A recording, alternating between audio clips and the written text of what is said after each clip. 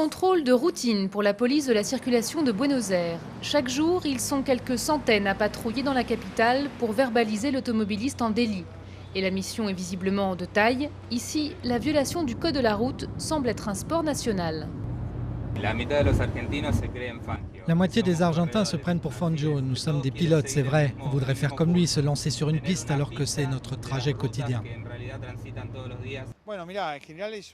Le conducteur type est très agressif, très peu respectueux. En général, il n'est pas trop conscient de tout ça. C'est un esprit très latin.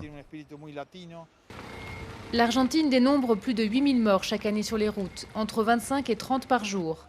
Et avec la forte croissance du parc automobile ces dernières années, la tendance n'est pas à l'amélioration. La situation de la seguridad o inseguridad vial en Argentina es muy grave. La situation est très grave en Argentine. Nous avons un taux de mortalité par rapport au nombre de véhicules en circulation qui est entre 7 et 10 fois plus élevé que la majorité des pays développés, des pays européens en particulier.